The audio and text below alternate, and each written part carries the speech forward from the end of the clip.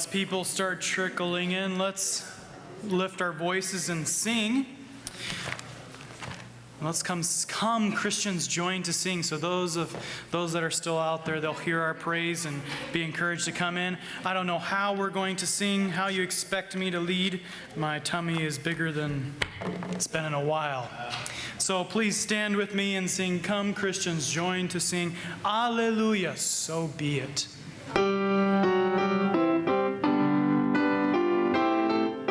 Sing together. Come Christians, join to sing. Alleluia, amen. Loud praise to Christ our King. Alleluia, amen. Let all with heart and voice before His throne rejoice. Praises His gracious choice. Alleluia, amen. Come, lift your hearts on high. Alleluia, amen. Let praises fill the sky. Alleluia, amen. He is our guide and friend. To us He'll condescend. His love shall never end. Alleluia, amen. Praise Ye, our Christ uncared. Alleluia, amen. Life shall end the stream. Alleluia, amen. Life and its blissful shore, His goodness will adore, singing forevermore. Alleluia, amen. Thank you. You may be seated. Well, thanks for being with us this afternoon. We have missionary Bergie with us, missionary to South Africa. Also, we have done a little bit of remodeling in here. Some much needed remodeling. Now don't panic. There are no holes in the walls. But if you look over towards our missionary world map, you'll see that all the missionaries that used to be on the back wall are now next to their respective country. So all the missionary letters are over there. The heading above reinforces "Go ye, therefore, and teach all nations." Those are our missionaries. We thought we weren't doing justice by having them just back there on the wall. Or maybe just the people back there that see them. No excuse. And we have our library, which you can go pick up some missionary stories over there as you go by. But pick up the missionary letter. Also, please pick up the Bergie's prayer card. I know a couple missionaries that are considering not even putting out prayer cards anymore because no one picks them up. So let's do our part. Let's encourage our missionary. Let's take the literature he has, sign up for his prayer letter. And speaking of prayer letter, we'll have our missionary letter right now. Yes?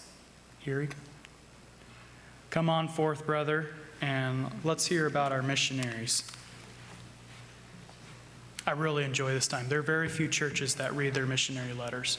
It's very important. It's always a pleasure to read these letters.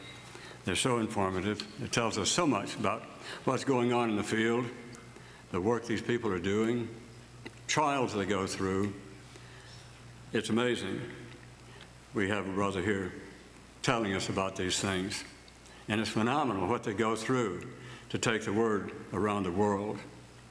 And so we have to take our hat off to them. I take my hair off to them, quite frankly. I did that once. Did you? I don't know about you, I never recovered. Never did. Well, let me read a letter from the Lowrys. These are missionaries to Thailand. And they say, "Dear friends, Some of you have already heard, but we want to make sure all of our prayer supporters knew about the man named Diem, who came into my office last week asking about Christianity. He asked if we have a church and when the meetings are. He specifically said he was interested in Christianity. But when I asked him if he had any questions, he said he didn't have any right then. He hasn't shown up for any meetings, but he knows where we meet. I told him I'm available to meet any day of the week, so pray that Diem has the courage and opportunity to meet so that he can hear about Jesus. And I have to say to you, I hope I'm pronouncing his name right. We've been invited to conduct an English camp at a university in Surin for 2 days this week. Not only will this be a practical benefit for the students, but a good opportunity for us to give them a connection or good impression of the Thai church in that province. The person who invited us knows the vice president of the university in our town. She said she will introduce us. This will get us into the door at our university and offers the potential for a lot of future positive interaction with students and faculty in our town. So we're really excited about this. There will be a lot of work, and we want to do a very good job. So please pray that we can plan well and execute the plan well. Right now, we can do this kind of work in Surin, where the home office of the foundation we work under is located.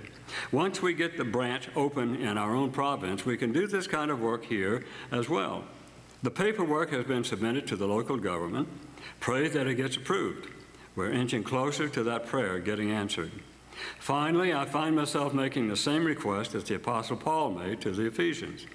Pray for Summer and me that the words may be given to us in opening our mouths boldly to proclaim the gospel. At times we have feelings of shyness and inadequacy, as many of you do when sharing the gospel. But keep praying for our boldness and wisdom in introducing a biblical worldview, God, His Son, and the good news. Thank you for praying for us. We trust that God will answer your prayers, resulting in souls being saved and this city being transformed for God's glory. Sincerely, Brian and Summer, and all the kids' names. And I'll leave this letter somewhere for you to read this scribbling on the bottom, and it is a language, but boy, I couldn't tell you a thing that it says. And it shows how different the world is throughout, and how you might say we're isolated, but we're not. They are, but they're not. And we're so different. And it's amazing to me, when the Lord took the tower down and spread the people out, and what a difference He made throughout creation. It's amazing when we see the different ways that we have to communicate. So, gentlemen, if you would come forward, please.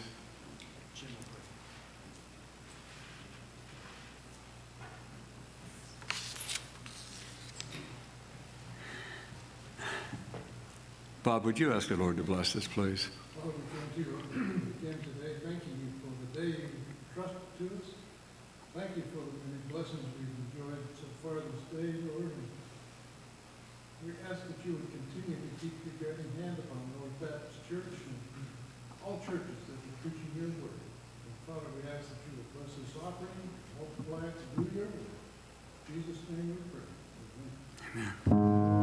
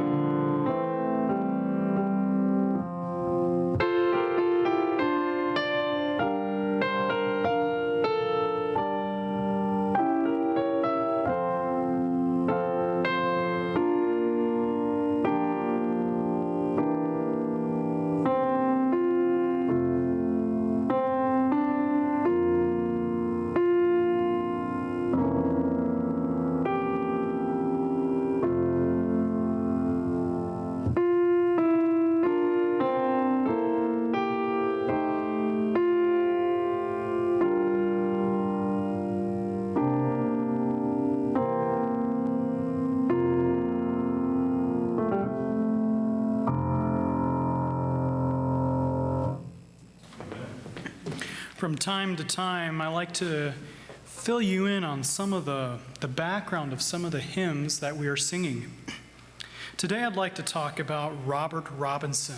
The hymn that we're about to sing, Come Thou Fount of Every Blessing, was written by him. Robert Robinson had a rough beginning. His father died when he was young, and his mother, unable to control him, sent him to London to learn barbering. What he learned instead was drinking and gang life. When he was 17, he and his friends reportedly visited a fortune teller. Relaxed by alcohol, they laughed as she tried to tell their futures. But something about the encounter bothered Robert, and that evening he suggested to his buddies that they attend the evangelistic meeting being held by George Whitefield. Whitefield was one of history's greatest preachers, with a voice that was part foghorn and part violin. Imagine that. Those two do not go together. That night he preached from Matthew 3, verse 7, which states, But when he saw many of the Pharisees and Sadducees coming to his baptism, he said to them, Brood of vipers, who warned you to flee from the wrath to come? Bursting into tears, Whitefield exclaimed, O my hearers, the wrath to come, the wrath to come. Robert immediately sobered up and sensed Whitefield was preaching directly to him. The preacher's words haunted him for nearly 3 years, until December 10th, 1755, when he gave his heart to Christ. Robert soon entered the ministry, and 3 years later, at the age of 23, while serving Calvinist Methodist Chapel in Norfolk, England, he wrote a hymn for his sermon on Pentecost Sunday. It was a prayer that the Holy Spirit flood into our hearts with his streams of mercy, enabling us to sing God's praises and remain faithful to him. Come Thou Fount of Every Blessing has been a favorite of the church since that day. So when we sing this hymn, and I'll invite you to stand, think of that. May the Spirit flood our hearts with streams of mercy, enabling us to sing God's praises and remain faithful to him.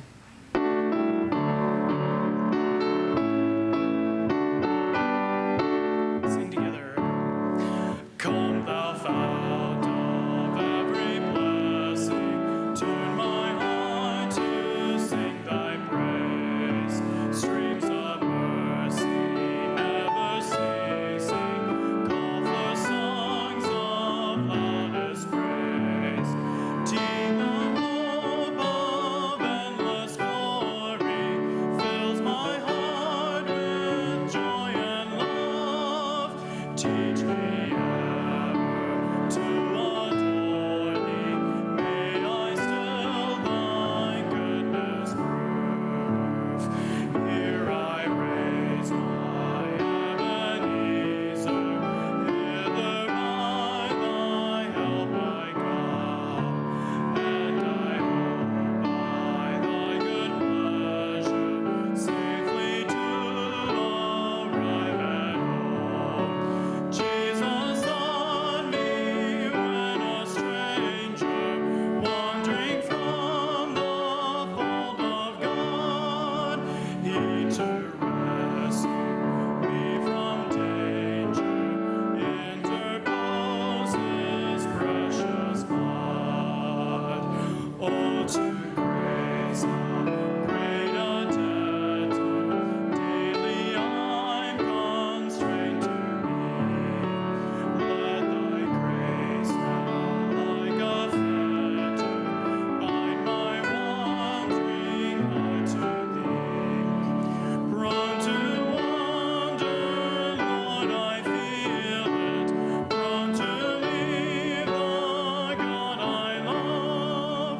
Here's my heart, oh, take and seal it for thy courts above. Thank you. You may be seated.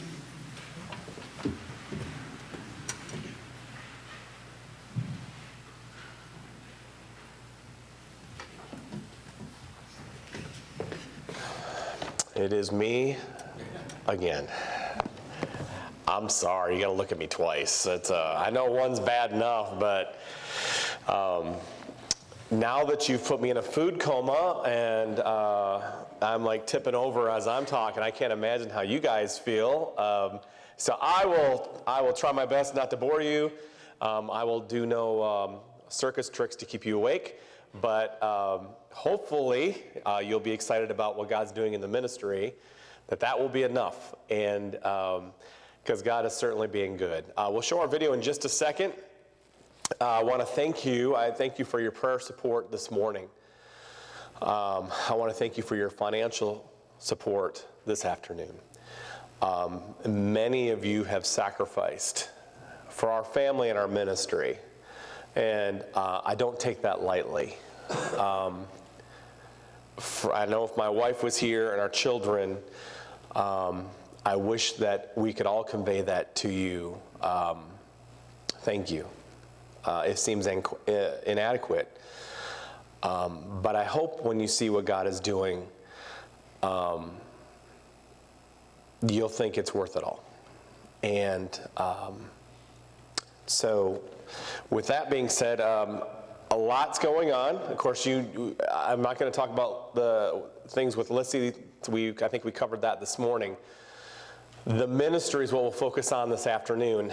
And, when we got to South Africa, we went there about 2.5 years ago. And we were denied visas stateside. We went to Washington, D.C. and got denied. We went to New York City that same day to the South African consulate and got denied. And they told us both different reasons why we got denied. To go to South Africa to get a visa there, you had to have rented a house. You had to have a welcoming letter of someone who's going to sponsor you over there. So actually, before that time, I had went over 3 weeks earlier, rented a house, completely furnished it. And of course, we had bought our tickets to get over there. So we were in it for a lot financially. And up until that point, missionaries over there had not heard of any issues with missionaries being approved to get over there.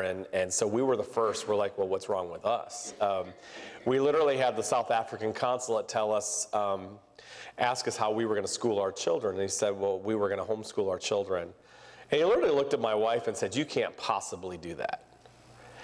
And I said, not only can she possibly do that, we do it right now.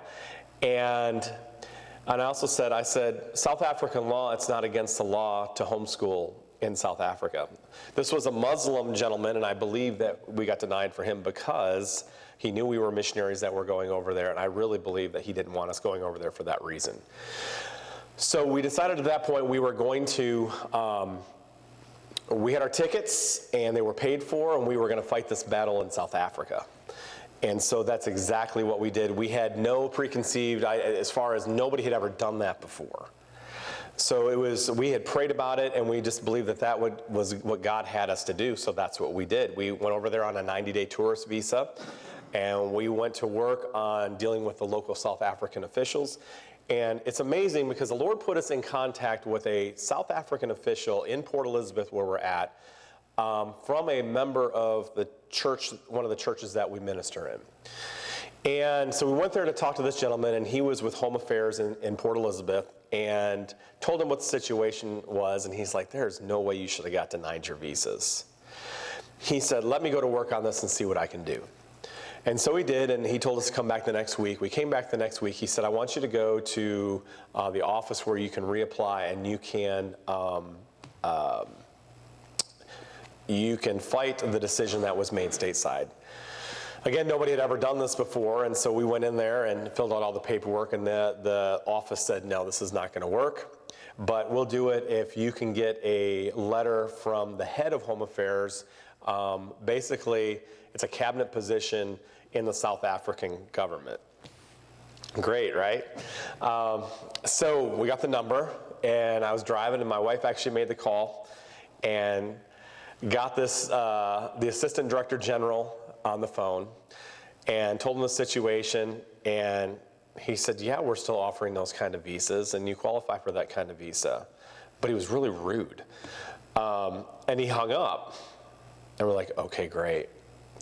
So he calls back about 30 minutes later. He said, I've approved you to send your application or resubmit your application, and it'll take up to a year to hear anything back. So that is what we did. Interesting thing. This is how God works. So we go into this, what's called the VFS office. It's basically like a Secretary of State office that we went into. And I walk into this office, and the local guy from Home Affairs was standing there waiting for us when we walked in the door. Now, Pastor, I didn't tell this gentleman when I was going in to the office. Matter of fact, then I asked the lady that we dealt with in this office, I said, how often does this guy come in here? He said he's never been in here before in his life. So he had said something to somebody in there to get our application expedited. So 9 weeks later, we get a phone call from this office that says to come in. Come in there, and there are visas for our family waiting there when we walked in. There have been multiple missionaries since that time that have been denied and not been able to come back into the country, which was really puzzling to everybody because it had never been an issue before.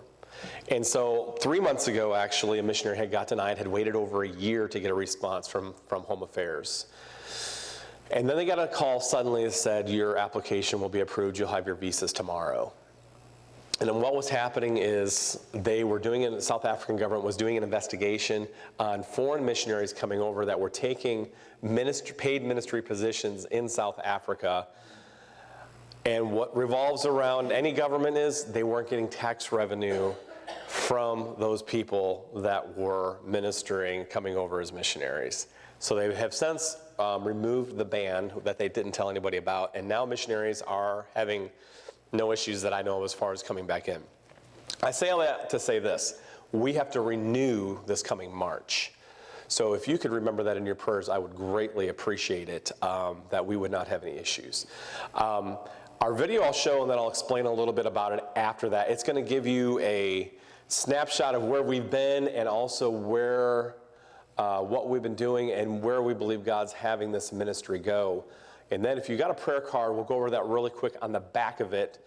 There was a method to my madness, and we'll go over really some exciting things that we believe God's doing over there. But we can go ahead and show the video.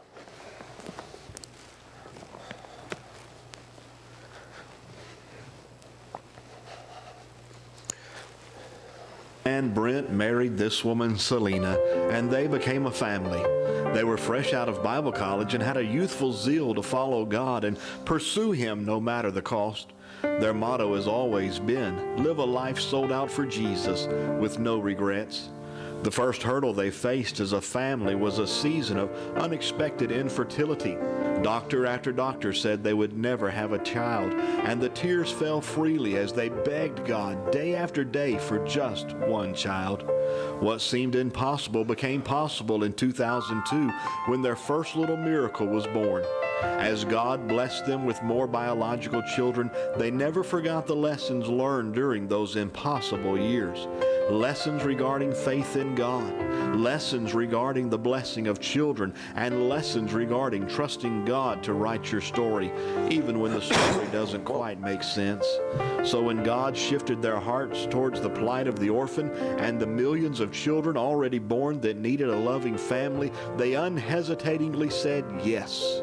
Over the next few years, not one, not two, but 4 more children joined Brent and Selena's family through the miracle of adoption. At this point, life was good. Brent was moving up the corporate ladder in a successful career, and Selena was happy at home, raising their growing family. While not rich, they were quite comfortable living the American dream. It was actually no surprise when God shook things up again, this time with a call to missions.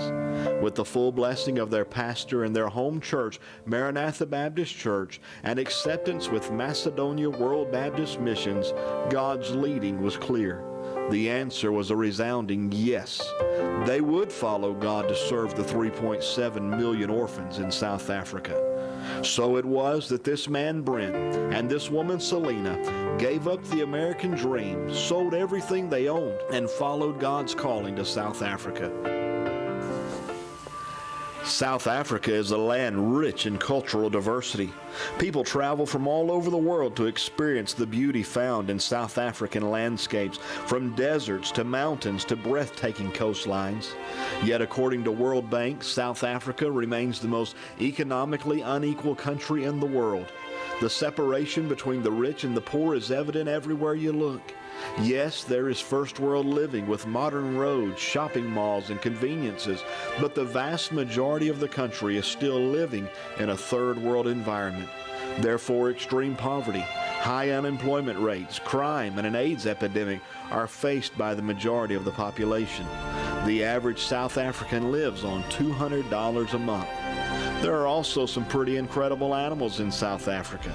Lions, zebras, elephants, and plenty of unwanted creatures too, like snakes and spiders.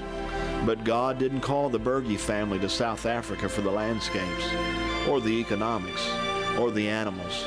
He called them to give the life-changing message of the gospel to the people of South Africa. Who will go? Who will tell them of a God who created them, loves them, and has a plan for their lives? The Berges landed in Port Elizabeth, South Africa in May of 2017.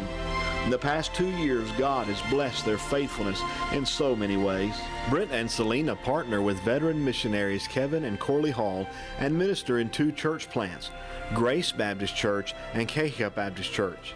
They serve through preaching, teaching, soul winning, and discipleship. The entire family is also actively involved in music ministries like song leading, playing instruments, youth choir, yearly events, and special music. Then there are the youth and children's ministries.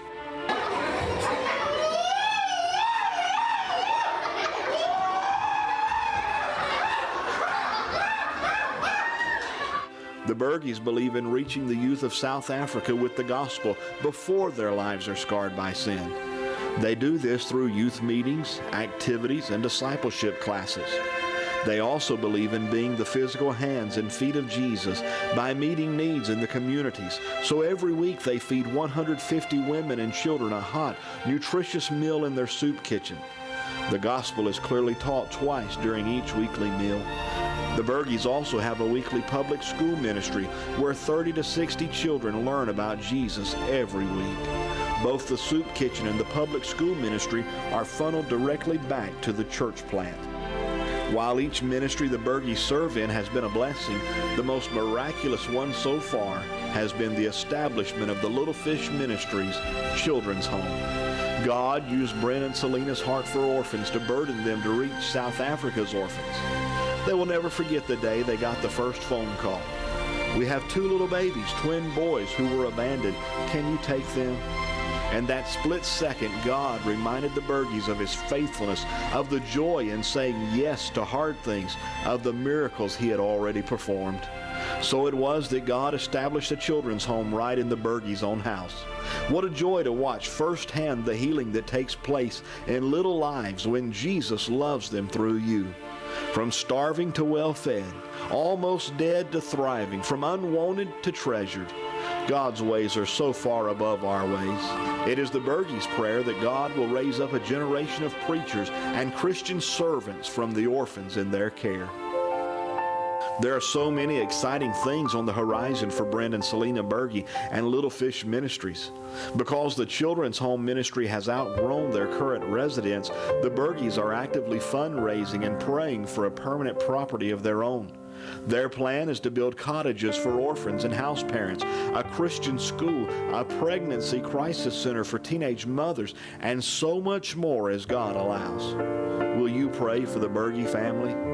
Consider interning with them and experience the mission field firsthand. Will you help meet their financial needs by taking them on for financial support or helping them raise the funds for the permanent property? Jesus didn't promise us an easy life. He never promised us earthly riches nor the American dream, but he did promise this: for whosoever will save his life shall lose it, and whosoever will lose his life for my sake shall find it.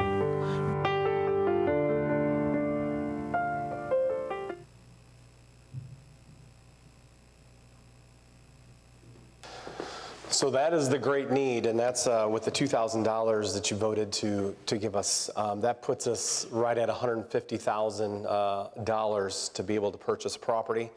I have an accepted offer on 42 acres of land.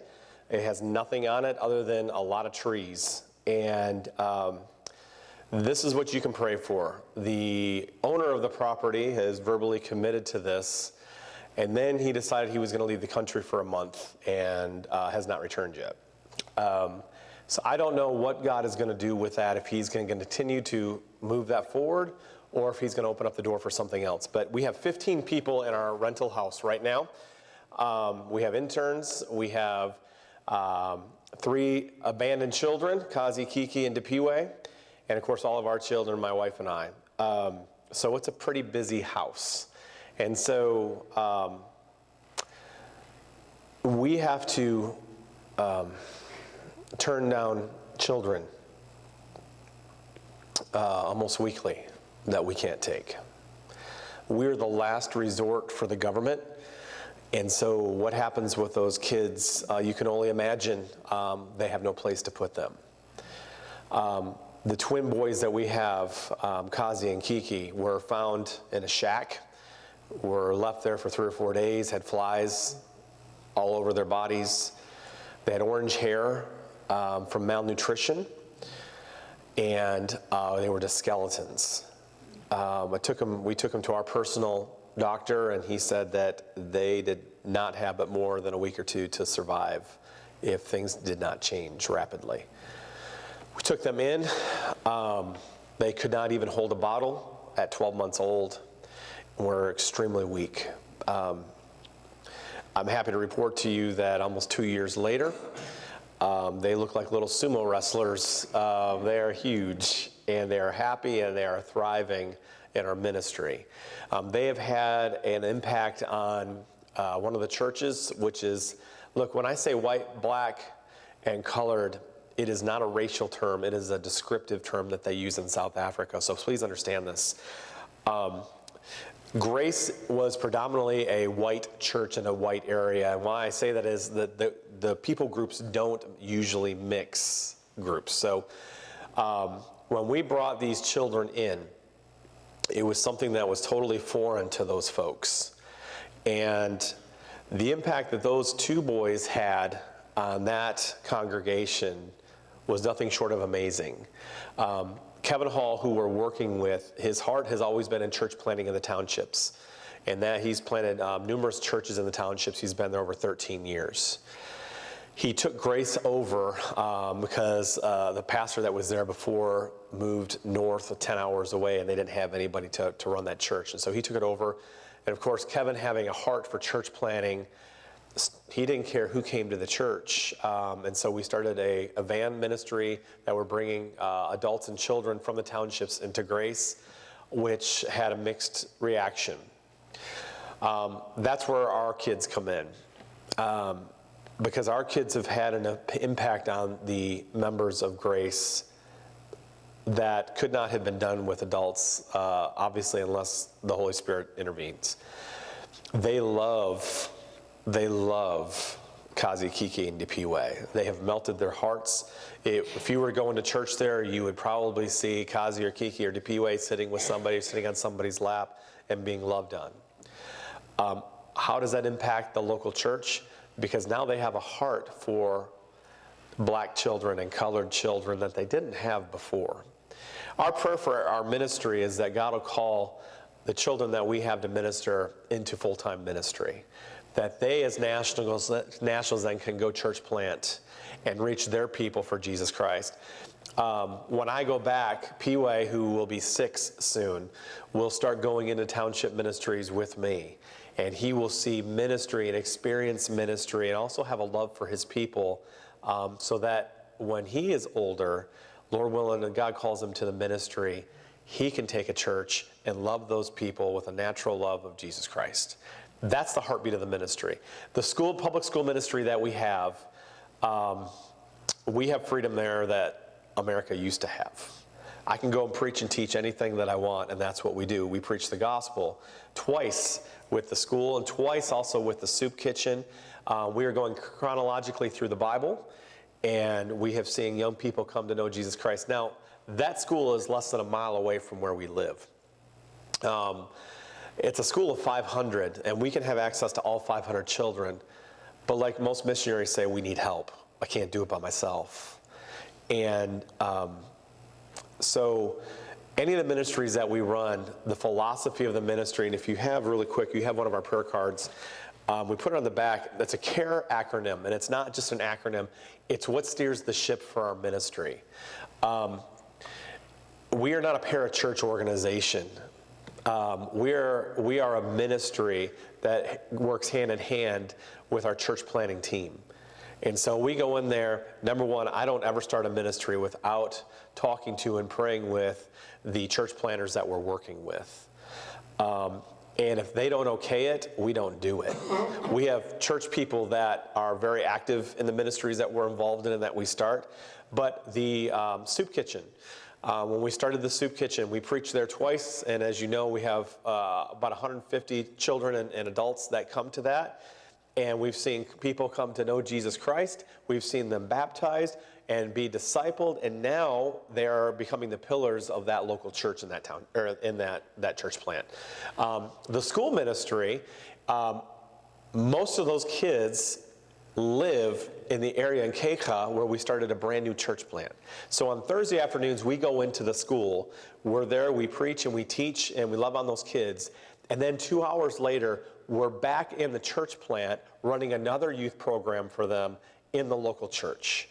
They get the gospel saturated, and they also get shown Christ's love. They're saturated with that. We must be intimately involved in those children's lives to make a difference. It's not a 1 hour a week thing. We are in there as much as we possibly can to impact their lives. And so we have a nurse coming on staff this fall who as a missionary, and so we'll start a medical missions program where we can really broaden our outreach. Medical conditions there are horrendous. The hospitals there are known, if you go to the hospital, that's where people go to die. That's what the nationals will tell you. So the CARE acronym really quick. C is for caring for abandoned children by providing for all of their physical, emotional, and spiritual needs in our children's home. A is for assisting in church planning by working with veteran missionaries and nationals. R is for reaching the vulnerable with the gospel through practical ways, our soup kitchen, our public school ministry, and of course our soon-to-be our medical missions. And E is evangelizing the lost through soul winning, discipleship, youth, and children's ministries and music ministries. That's what steers our ministry ship. It has to have a biblical philosophy in anything that we do. And God's really blessing. We're seeing young people grow in the Lord. What's normal there is for a 12 or 13-year-old young lady to already be pregnant or having a child at that age. What the missionaries have found there that have been there, if you get a young man who is in his 20s and he is has accepted Jesus Christ as his Savior and he wants to go in ministry, the problem is 9 times out of 10, those guys have 3 or 4 children with 3 or 4 different women already in their life. Now listen, salvation eradicates so much. But sometimes salvation can't erase 3 or 4 children from sinful choices before you accept Jesus Christ. It can't get rid of HIV. It can't get rid of tuberculosis and things. So what we're saying is if we get these children and minister to these children younger, the success rate is so much higher for them going on to do amazing things for Jesus Christ. Now, does that mean you have a 22-year-old young man and you lead him to the Lord and that you don't witness or you don't lead him to the Lord or you don't disciple him? Of course not. But the success rate is get the kids while they're young, pour everything you can into their lives, and then see God do amazing things in their lives. And so that in a nutshell is where your money and your prayers are going. And it's we we're seeing lives changed slowly but surely. We want to have a Christian school on our property. We want to, of course, have a crisis pregnancy center. We want to have a place where we can have unwed mothers come for a one-year program to where they can learn how to be a godly mother and also give them a skilled trade so they don't have to feel like they have to shack up with a boyfriend every other place to survive. The twins' mom, when we were going to court and all that, was living with 6 different guys in 4 months. I wish I could tell you that that was not normal, but that is the norm. And so that's what we're dealing with over there. And God is changing things. So what I want to do is I want to give you a couple minutes. I want to let you ask any questions that you may have. So many of you have followed our ministry on Facebook, and I know prayer letters, and your assistant pastor is right. Many churches don't read pastors' letters, and they feel forgotten on the field. And so I'm very, very thankful that you folks do that. That means a lot to this missionary.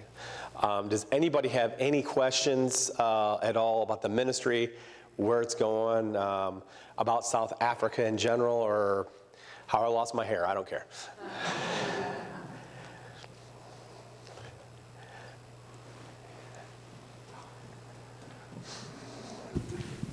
You're going to burn off that lunch if we're done. Really. The property you're going to get, you're going to build buildings on it. How are you going to fund those buildings, and what's the plan? Gotcha. That's a great question. So the current property, if the Lord allows us to get that, the 42 acres would run about $100,000 for the 42 acres. We're raising about $175,000. That's what my goal is, to be able to build. That would get us a main housing for my family, and also to be able to start our ministry off with expanding it. Look, a ministry like ours, we will always be raising money. It just to grow. It is directly impacted. And then we have Lorna, who will be coming, who she's on deputation, who has been was one of our interns. So we'll then start building cottages for house moms to be able to come. She's our first house mom, and she will take up to 6 orphans, and she will be mom to those children. And that is the model of our ministry. Is it's not to have one big building with 200 children in it with a bunch of bunk beds. We have seen what that does. We've obviously adopted children and been to China, and that's what they do.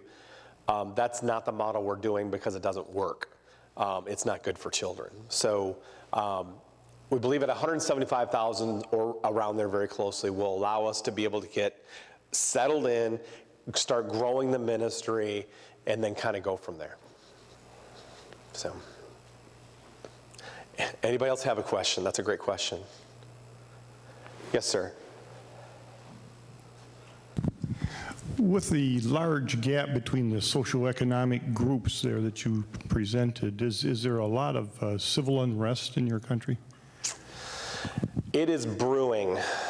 Of course, anybody, a lot of you know about the apartheid that was over 25 years ago. It is probably where America was in the 50s. There's a lot of bitterness from all the sides. If you watch the news, because the most common question that I get from Americans is, I hear there's a lot of farm murders where farmers are being murdered and killed for their land. And that is true, it is happening. Not so much in our area, we don't have farming, but about 12 hours north of us and north of Johannesburg. The government kind of inflames the situation in dividing the people groups. And it's not just a white on black thing. You have to look at South Africa as a bunch of glorified tribes, because they're still tribes. You have Zulu tribes. Matter of fact, land reparations, where they want to take land, the government wants to take land and give it to the national blacks that are there. They're not just taking that from farmers. They want to take that from like a Zulu tribe. So much so, like the king of that tribe has said, basically, over my dead body, will the government ever take our land? We'll go to war first. You can learn a lot about a country by who their allies are, where it used to be America and Europe. South Africa is turning their alliances more towards China and Russia to get things done, which always puts red flags up for me. So in the townships, it is unheard of, for the most part, for a white person to go into a township. Once you get to know the people and they get to know you, God starts to melt their heart. There's still evil in there, but they open up, why is this white person investing in me? Why are they in there? Because they don't belong in here. And it takes some time, but once they're very receptive to the gospel at that point. And so you got to understand, prosperity gospel, all the religions that you see over here, they're in South Africa. And it's with a twist of Calvinism, and it's a twist of, what do I want to say? I can't think of the word. I'll think of it in a minute. But so they all have their religions have their selfish motivations. Prosperity gospel, that's what I was thinking. Hey, well, if you do this you do this for God, he'll do this for you. And you can imagine somebody who lives on less than $200 a month, an 85% unemployment rate. They grasp at anything they can get with that. And so there's a lot of untrust also for religion in South Africa. Anybody else? Yes, ma'am. Mentioned townships. What is a township? That's also a great question. A township is where, during the apartheid, the blacks were only allowed to live in a certain area. Matter of fact, it was segregated to the point of where they had curfews. If they came out of there, they very likely could be beaten. They would have, like the blacks are typically very, very afraid of German shepherds because the police used German shepherds during that time, and they would attack.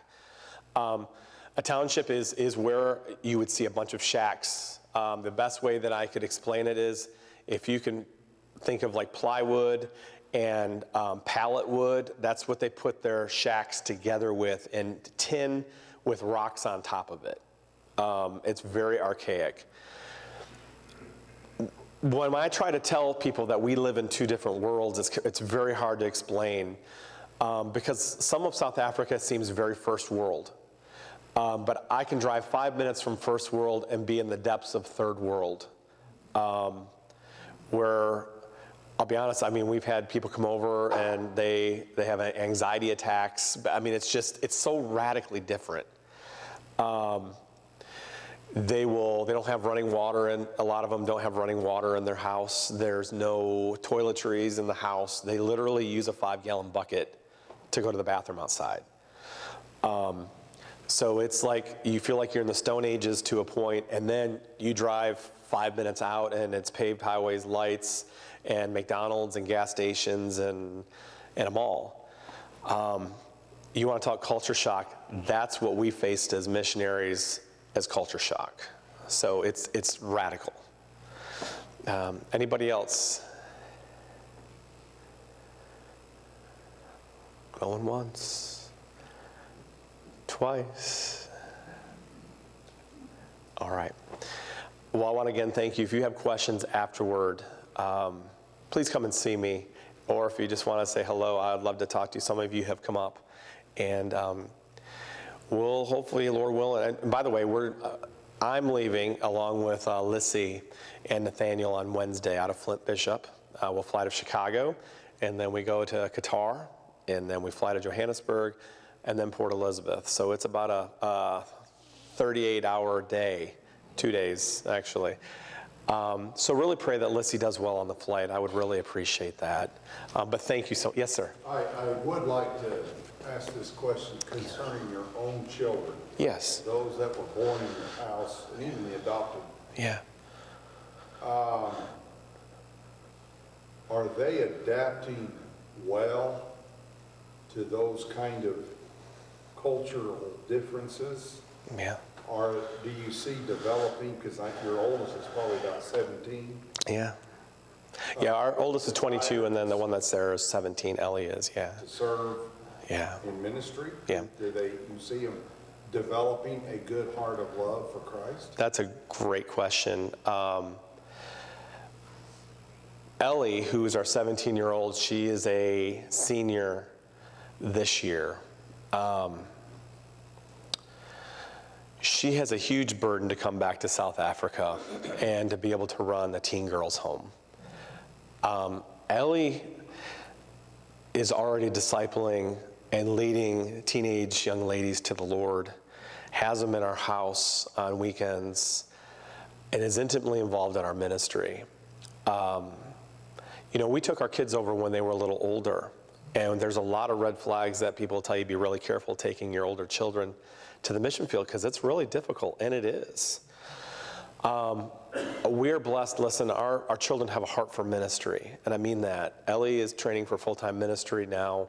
She's already taken online classes at Crown, and she wants to be able to help these young ladies in ministry. So she believes she's called to be a missionary and helping these young ladies. Nathaniel, who is our 14-year-old, he is my right-hand guy, and I wish he could have been here today. He feels like God's calling him to be a missionary on the foreign field. He's experienced some things in his life that have been pretty challenging, and I'm not going to go into details for him. But he's seeing now how God can use a really bad situation to help others. And so he's come up to me recently and said, Dad, I think God's really put this in my life to be able to help minister to other people. Most people don't think Ellie is 17 and Nathaniel are 14. They come across as very mature for their age. I'm not telling you that because you know I'm the world's greatest parent. I'm just telling you that that's where they come across. They live literally ministry in their home. They see it. We're pretty brutally honest with our kids, the pluses of negative and the challenges of ministry as a mom and dad, but also that it's worth it. That it's worth it. And Ellie was dying to go back to South Africa, not because she wanted to sleep in her own bed or because she was tired of going into churches. She couldn't wait to get back to Nusi and Ati to minister to them because she was afraid that her being gone so long would negatively impact their spirituality. Nathaniel was already preaching and teaching and very active in ministry. Our other kids, we get them, they're as active as they are here, they're more active in South Africa. And we believe that's really important for their spiritual development, that mom and dad aren't the only ones doing ministry and that they're just tag-alongs, but they live, sleep the ministry that God has for them. Because at 14, God has a ministry for them. So yes, and the younger kids, they all couldn't wait to go back to South Africa. That's home for them. And so I'm thankful. Hopefully that answers your question. Will any of them come back to the States for training, like at a Bible college or something? Yes, that's something that I feel pretty strongly about. So Ellie will go probably do it online as a senior this year and do some things. But I've told her I really believe that it's important for her to come back and get some training in the States. I don't want them to feel so isolated from America because I've experienced that in Bible college, you know, and maybe you guys did too, where you've lived the mission field and you come back and America just seems so strange and so odd and everyone dresses different, talks different, and you feel like a fish out of water. And so there's a balance there. I don't want them to love America. I want them to have a burden for America, and I want them to know who they are. They're Americans. And I think some of the best training they can get would be in the States. And so that's something I feel and have conveyed to them. It's important for them to come back and get some training and then kind of go from there. Is that okay? Yeah, All listen, Let me see. I'm grateful for this. But let me say this, let me challenge you folks here today. If we're not careful, it will be very easy for us to feel sorry for them. Oh, please don't. But especially, it's very easy for us to feel sorry for those kids. It is, because it's happened. It's very easy for us to feel like, well, look what they're missing. But I think with what he's conveyed and what I've learned from other missionaries, they're going to have the same challenges as us here as parents in the United States. You're right. The main thing is being in the center of God's will, doing what is right. Amen. What the will of the Lord is. Don't feel sorry for his kids. No. They have a wonderful, unique opportunity that's not afforded to a lot of kids. Yeah. God's given them a chance to view the world from a completely different perspective than what we know of traditionally in the United States. And I think Ben and Jennifer would agree. They are not, they don't think they've sacrificed. It's like the words of David Livingston there on the screen a little bit ago. I mean, how could we say, if we give our lives in honor, it's worth it all, isn't it? But pray for them and ask God to give them the strength, especially at times when they come back over. That's going to be a lot of distance and a lot of separation. It'll be rough. But I want us to be careful about that they have chosen to go and preach the gospel in the regions beyond. Let's stand and have a dismissal word of prayer. Thank you for that. Thank you, If preacher. you'll make your way back to your table, and let's rejoice in today. Thank you so much, guys, for this. I pray your heart and life has been challenged and encouraged, uplifted in the things of the Lord, all right? Brother Bob Buckley, brother, would you kindly dismiss us in prayer?